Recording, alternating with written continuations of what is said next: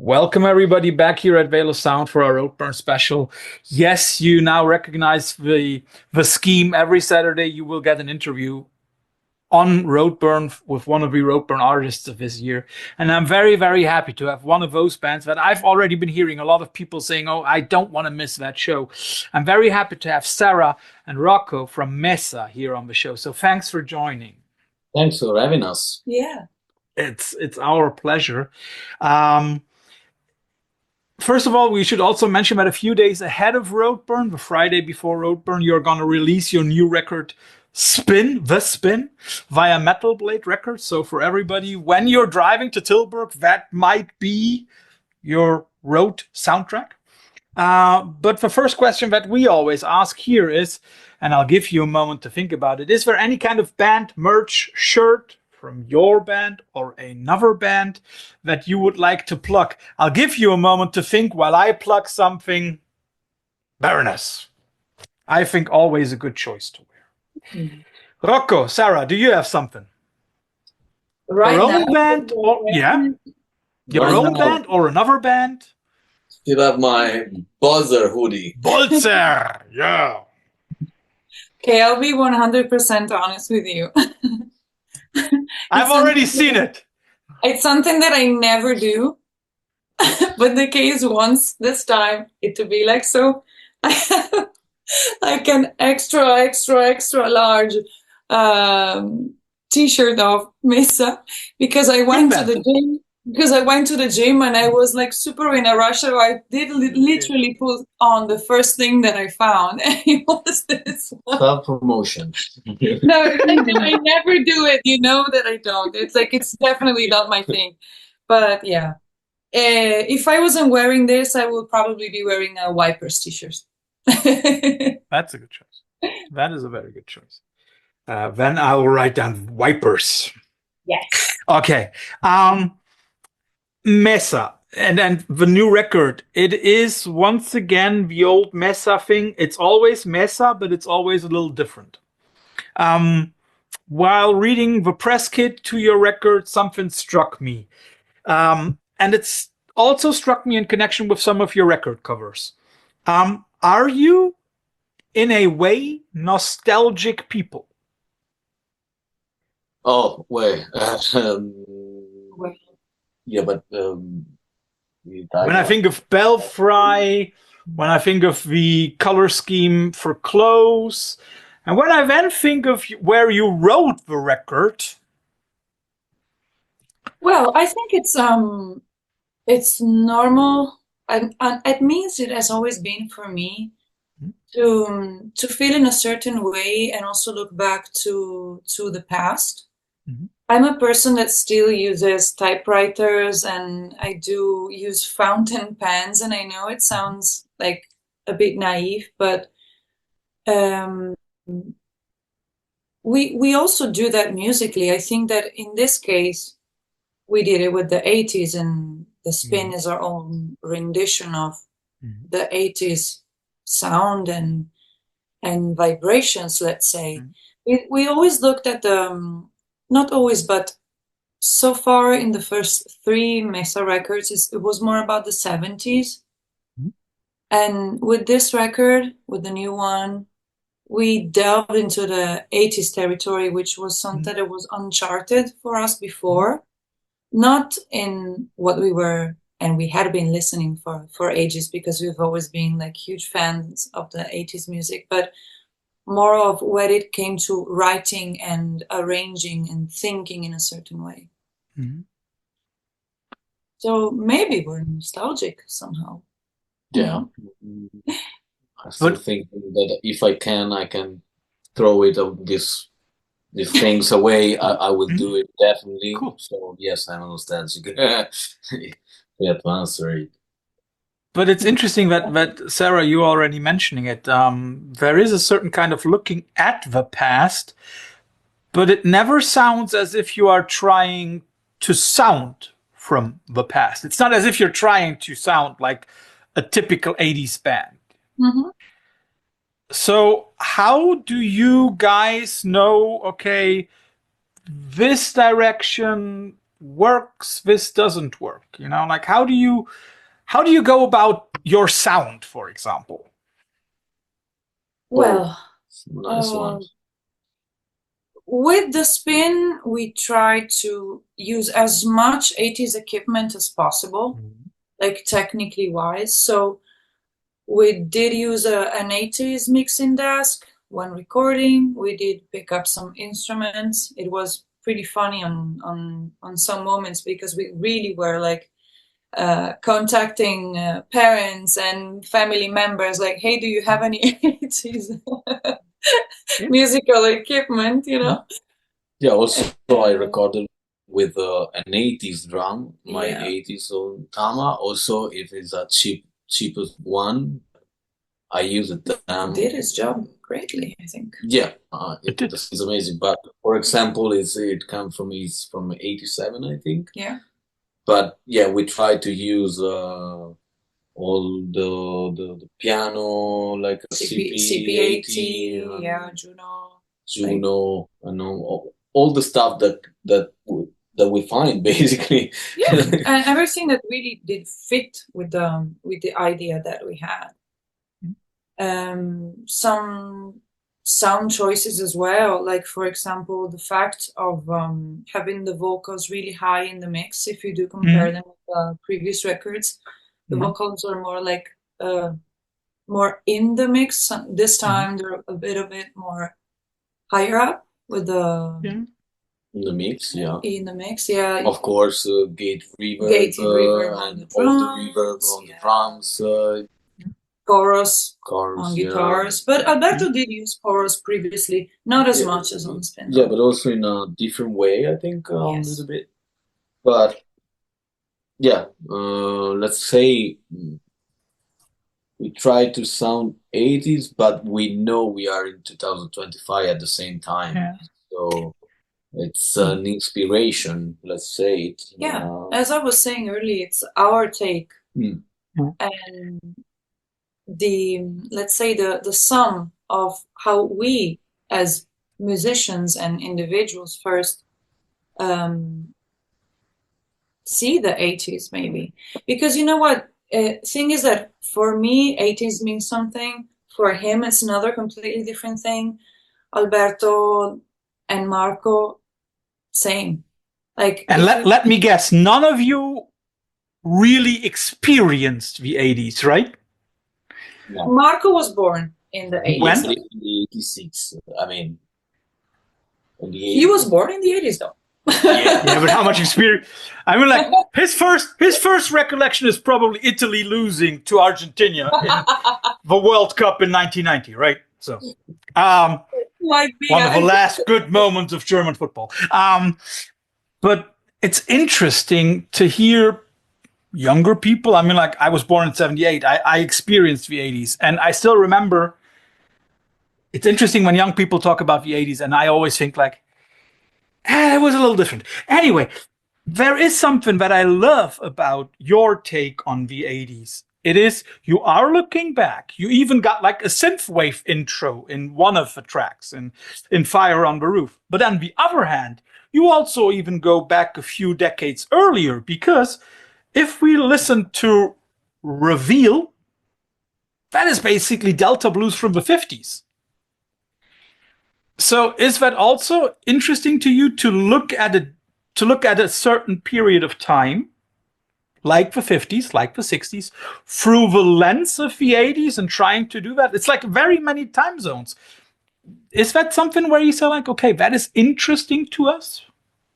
It is. Yeah, but I think also these things come because we always try to be ourselves. So that's why there's the Delta Blue from Alberto, and also the blast beat came from me in the same song.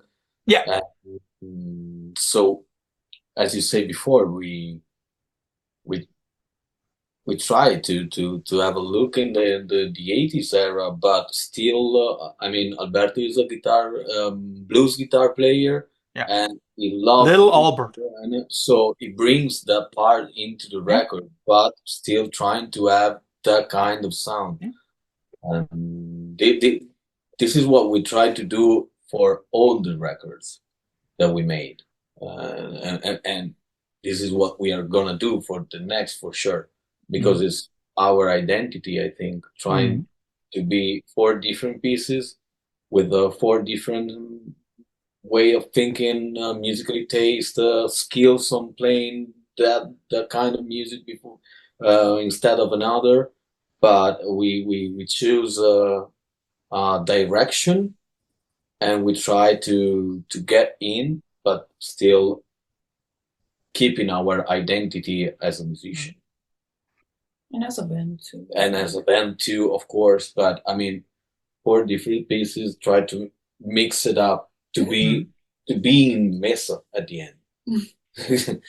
And interestingly, there is one very, very typically 80s genre that I think is going through the whole record, and that is, let's say, gothic rock, gothic punk. So, you know, I mean, like goth or gothic music, is that just another one of those little tidbits that then constitutes another facade, another face of Messa? So will you be now picking stuff and making us wonder, like, oh, this is gothic, this is a little Delta blues, this is synthwave? Is that even more ahead for Messa? Picking other stuff and taking it apart? Honestly, I don't know, to be honest. Like, I don't know what will be coming next for us. One thing I was hoping you would say grunge. Well, you never know. Or maybe You never know. I'm a huge Alice in Chains fan. I knew you wouldn't say Pearl Jam, and I knew you wouldn't say Nirvana. My only question was, would it be Soundgarden or Alice in Chains? I'm not the biggest fans of Pearl Jam, but I think Nirvana was a pretty badass band. Especially the first stuff. Kurt Cobain, I think he was a good writer. But you never know. I mean, when like we started writing and thinking about what then became the spin, we were like, okay, what are we going to do now? Honestly. You're leading me to my next question. Go ahead, please. Okay. So yeah, it was not immediate to think about the 80s, and it was, let's say, a spontaneous thought, because we were basically thinking about what we had not done before. And that was pretty much it. But it was a conscious decision to look at a certain era and give it the Messa twist. Yes, absolutely, yes. That's cool. That's really cool. Yeah, at one point we got some vibe, and at one point, okay, let's try to do this. This kind of vibe with 80s era vibes. You never know. Do you still recall that moment? Did you still recall that? Was it like, did you talk about it? Was it during a practice? When was it? Yeah, we were practicing, and the first song that was thought to be, let's say, in 80s fashion, so I might say, was actually the last song in the album, which is Thicker Blood. And that song was the first one that was thought from start to finish to be like with the synthesizers and to sound in a certain way. We did have some other songs that were written almost, if not like two years ago. Yeah, 2.5 maybe. And we had to pick those up once we had understood the intention of the album, or at least how we wanted the album to sound like and to be like. And we picked those songs up, and we did completely change the arrangements and change so many things. And one of these songs, for example, is Immolation. Which has a very gothic vibe. A little bit, yeah. Yeah. And that song took quite a long time to be arranged, because we did really try so to give it like many shapes, and at the end we decided to go for the piano and vocals only in the first part, and it was the one that made more sense to us. The beginning, the one that sounds better than the other version with this vibe. I mean,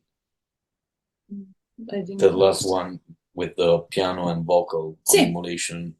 The last version. The last version, yeah. It's it was the one that sounded better and also did fit the intention of exactly. Better than other ones. But there's so many before. Was it hard to rework existing material to make it fit? For emulation, yes. We also do it for another song that actually was recorded in the same time of emulation. And it's Fire on the Roof. But with that song was kind of easier because we just introduced this part of synth and just change a little bit of things, but not that much as on emulation. On emulation, we I mean, it's still that song, but it changed a lot, especially the first part. Before I arrived to the decision, okay, let's do it with piano and vocals only. We try to arrange it with the guitar, with the drum from the beginning, but it was not working as we expected. So at one point we had to say, no, okay, this is not the right direction. We have to change something. And we try with this formula, with the piano and vocal, and immediately we say, okay, that's the way. And that's the story behind the emulation.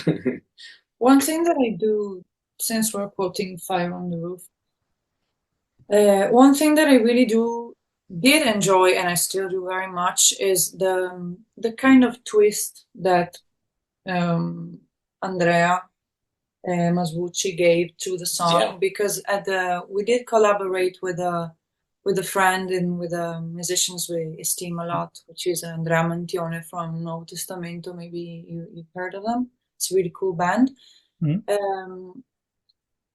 And yeah, we asked him if he wanted to collaborate and do the synthesizer part for the song.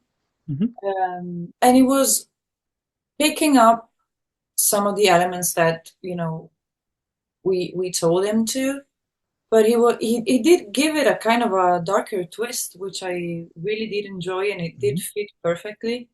And that is was a cool thing when it came to rearranging the whole song. Yeah. I would like to give both of you a quote that I have read, as some of you have said that. I don't know who. But Rocco, the quote that I would like to give you, and maybe you can explain the importance of it. One of you guys has said, there has always got to be something that you have never tried before. Why is that so important for Messa?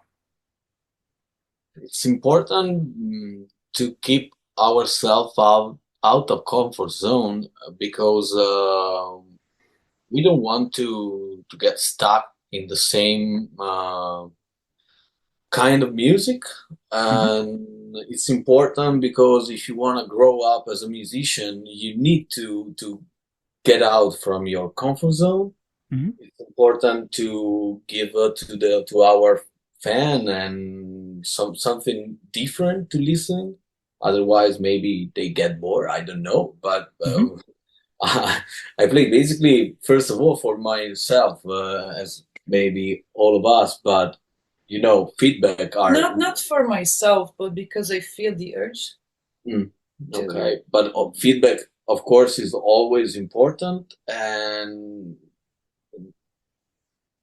the easiest thing is it's important because otherwise you get bored. You need always to be hungry to try something new, to try new material, and grow up as a human being, as a musician, as a part of this world, and try to growing up in a better way, obviously. But sometimes it's not so easy. Rocco, could you then name any modern band where you say like, okay, they do it in exactly the way that I would like to go, like experimenting, always trying something new? I have one band in mind, but I would like to hear if you had a band at the tip of your tongue that does that always stays hungry. I would like to say maybe it's not the more interesting things. I mean, not interesting in that way, but scontato. Oh, take it for granted. Yeah, maybe it's take it for granted, but I think Led Zeppelin do it during the year. Because if you start from the first to the last album, there's always new elements, new sound somehow. But I think that's the first band that come to my mind. The modern band that I had in mind was Zeal and Ardor from Switzerland. Oh yeah. Also, yeah. Who also, you know, like they mix black metal with soul and then gospel, and now the last one was basically hip hop. Sara, your quote, and I quote you directly. You cannot lie when you are singing. Absolute truth, yes.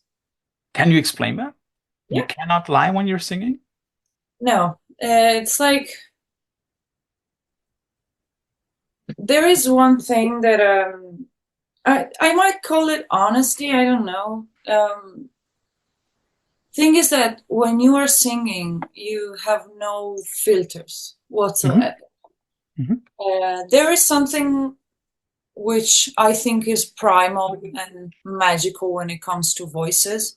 So you're the only one, the only person in the entire world that carries your voice, and your body does, and your history does, and your genetics, and the way your body is shaped, the way your thoughts shape your voice as well. It's a very interesting field, let's say. For me, it's impossible to detach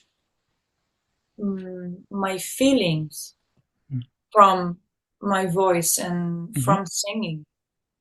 And it really is impossible for me to sing about something that I don't care about, or about something that does not resonate with me. Whether I'm singing about my personal experience or somebody else's experience and vision or anything else. But to me, it's, let's say, something that goes hand in hand. And it's something very intense, sometimes frightening as well. Because it's something that has an impact on you. Like, it really is a strong thing to experience, but I wouldn't change it for anything else. Would you also say that you cannot lie because the vocals are the only part of a music where you cannot stand behind an instrument? Well,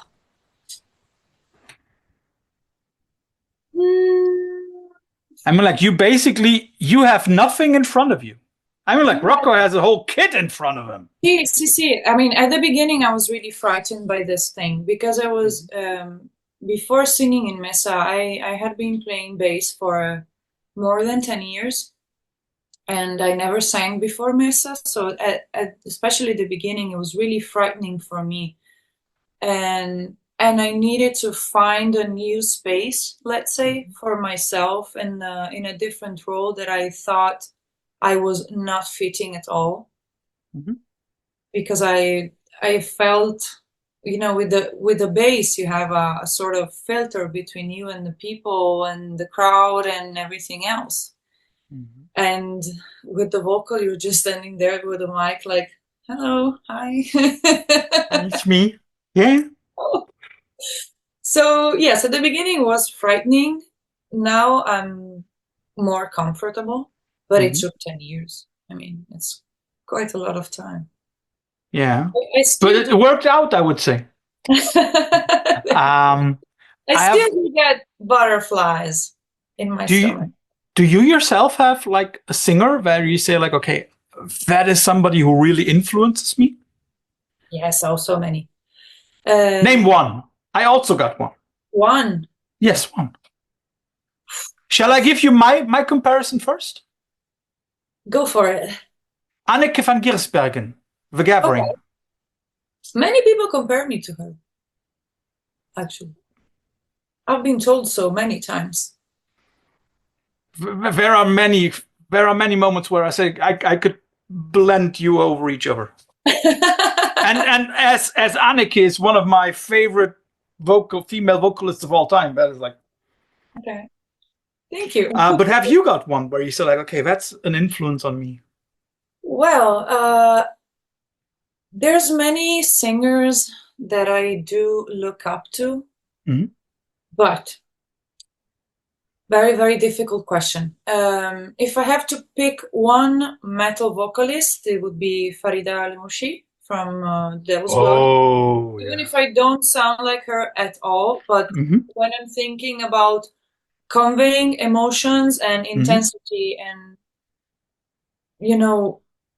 making me go somewhere else when I do listen to the band, starting from the fact that the material is insanely good, like top notch, like, okay, we got it. Really, really do move something in me. And if I have to pick another one, completely like not looking at the genre, I would pick Billie Holiday. Oh, yeah. Okay. For so many reasons, the spark that woman had was breathtaking, and a lot of personality when it comes to the vocal lines. Like she really did shape an entire generation, and not one, but entire generations of singers to me, regardless of the genre. So. I have one last question before we come to the infamous quickfire round. And that is something for both of you. How many tracks on the record do not have any word that is related to moving from one place to the other?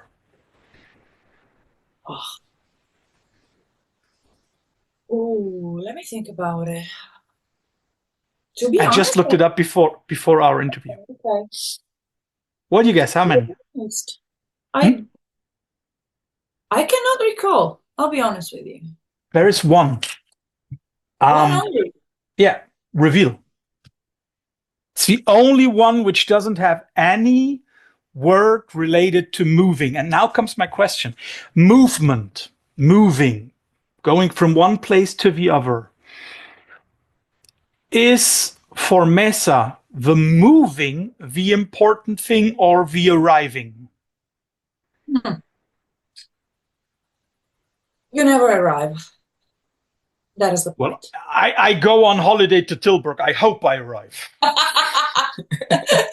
That is not, let's say, with my best wishes, of course. To I know, but for a band, you would say you never arrive? In life, in general, I think there's always something to learn. Yeah, because that's true. Also, life as a human being or a band, life is during the journey. Movement, During the journey, you discover always something new, see new places, met new people, and these things are becoming in the moment and in the future as well. That is interesting. Yeah, and at the same time, if you're thinking for 1 second you are arrived, maybe it's the same moment that you say, okay, I would like to go to another place, physically or mentally. I mean, there is nothing. Okay. It's normal to have some goals, and it's cool to have some because you can focus on something. do have goals as a band. We do have them as individuals, and it's normal.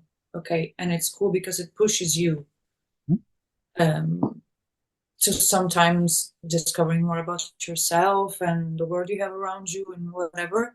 But at the same time, as Rocco was saying, like, there's always something new. Maybe you arrive to that goal and realize there is something else that you want to do or discover, or maybe that thing that you really, really desired and you've been like puking blood for it is something that really doesn't work out for you. And you never know until you are there.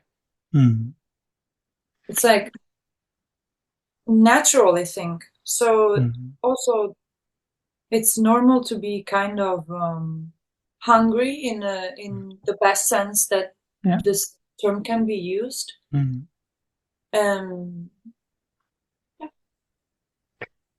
So first of all, thanks for all the insight into the spin. And for everybody who looks at the record, you already see the Ouroboros spinning. That's a wonderful example of artwork and music going together.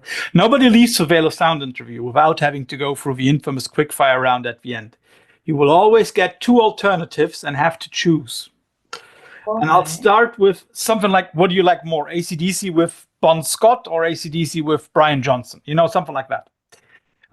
I'll start with something which struck me, because in your press kit, you are referring to a band that I would never in my life associate with Messa. You are referring to Journey. Or at least the press kit is referring to Journey. So I'll give you two tracks by Journey, and you have to choose between Don't Stop Believing or Faithfully.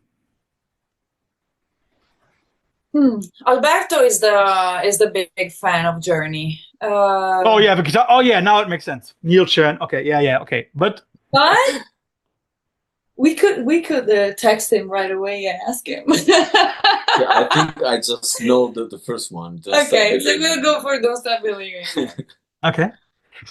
And you, I mean, like when we talk about 80s goth, we cannot get around one band that you also drop, and it's Sisters of Mercy. So I'll give you two Sisters tracks. Temple of Love versus Vis Corrosion. Temple of Love. Okay. I would have thought you would go for Vis Corrosion. Okay, cool. And you have a saxophone on your record. So I thought about good saxophone solos in music. And I also took two from the 80s. So I'll give you the two tracks. Careless Whisper by George Michael versus Baker Street by Jerry Rafferty. Yeah, but as our Messa story, the one from George Michael, for sure. Yeah, we have to go for Careless Whisper, and we will now explain why. Please. Two things. Incredibly, the one you hear on the record is not a saxophone, but it's a trumpet. Oh, yeah. Okay. Yeah. Second thing, the funny trivia is that we were 2 years ago, Yeah, the tour with the extended lineup. Yeah. 2 years ago, we did one tour with the extended lineup that to promote the Live at Roadburn record. Yeah. And we did bring Giorgio, who played the saxophone on the record and on the live shows as well. And it was really funny because one night we turned out to be pretty drunk. It was a pretty hectic. The way Rocco looks, it's more than just a little drunk. It was an intensive night. Yeah. It was like in Bratislava, I think. Yeah, but always all the sound check it was. And every sound check he would play that song. So with a lot of how could I say pathos. Pathos, yeah. Yeah. And a lot of excitement from the people who were working in the venues we were playing. So that's like a funny story. Something unexpected and funny at the same time. Yeah, like you see, like how many were we? Like 7, 8, 9? 9 metalheads coming into a venue. You don't expect one of them to play Careless Whisper. So you see, we're here to destroy all the cliches. Yeah, cliches are there to be destroyed. Did you know that the record company for Wham turned down Careless Whisper? What? Talk about a bad business decision. And I don't know, Rocco, if you will answer the next one, but I'm very sure that Sara can answer, because you have been saying that you've been reading a little bit of Cormac McCarthy lately. I'll give you 2 books: The Road or No Country for Old Men. The Road. Mm-hmm. But mainly because it was really inspiring me, if so I can say, for the spin. I've been reading McCarthy's work since when I was like probably 16 or 17 something. Mm-hmm. And it's an author that really did, you know, click with me. Yeah. And I always liked his work. Thing is that I've only read his books in Italian. Mm-hmm. And when we were touring the US in October, November 23 with Mac at Heart, it happened like we ran into a library, and there was The Road like sitting there on a shelf, and I was like, oh, it's a great book. I should read it in English too. And so I did pick that one up, and I did reread it, and then I did read some other ones from him in English as well. And so I will pick that one for this reason. Yeah, I mean, like, you have to pick it. I mean, like, we've been talking about movement and going places. It must be The Road.